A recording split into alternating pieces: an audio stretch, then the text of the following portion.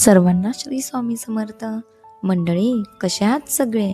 चला चला, निघायचंय आपल्याला. कुठे? एंगेजमेंटला.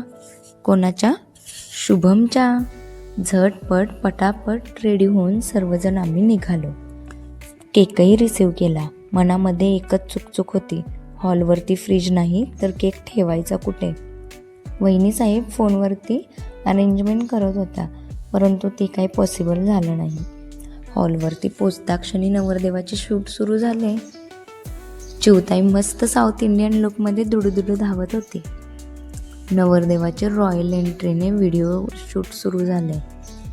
जसं काही फील होत होतं, नवरदेव जोमात आणि आम्ही कोमात असल्यासारखं. नवरदेव खरंच जोमात होत्या, हँडसम दिसत होते. त्यांचे फोटोशूट सुरू झाले. ते झालं. हॉलवर येता क्षणी सुंदर अशी रांगोळी काढली होती. हॉल खूप मोठा आणि प्रशस्त होता. सुंदर असं डेकोरेशनही केलं होतं. गोल्याला घरी आम्ही बिस्किट देत नाही, मस्त ताव मारला होता त्याने बिस्किटांवरती. सर्वांची गडबड गोंधळ सुरूच होतं. कोणाला कोणाचा ताळमेळ लागत नव्हता. माझं बघा काय चाललं इकडे. फोटो आणि व्हिडिओ मस्त आहे, कितीही काही होऊ द्या. हॉलवरती वहिनीसाहेब सर्व सामानांच्या अरेंजमेंट करत होत्या. थोड्याच वेळात सुपारीच्या कार्यक्रमाला सुरुवात झाली. सुपारीचा कार्यक्रम पार पडला. एंगेजमेंटची रॉयल एंट्री सुरू झाली. नवरा नवरी एकमेकांच्या डोळ्यात बघून मस्त अशी एंट्री झाली. एंगेजमेंटही पार पडले. दोघं खूप खुश होते. चेहऱ्यावरती आनंद ओसंडून वाहत होता. एंगेजमेंट झाली.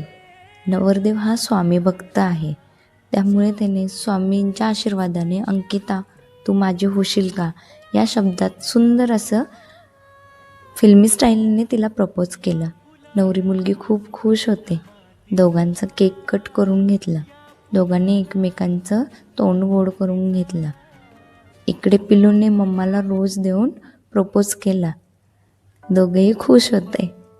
माझं पिलू झोपलं होतं, म्हणून मी पिलूसोबत मस्त असं माझे व्हिडिओ शूट करून घेत होते. खूप छान वाटतं ना. मला लहान मुलांसोबत टाईम स्पेंड करायला खूप आवडतं. वहिनी साहेबांची फरमाईश, माझे फोटोशूट करून द्या.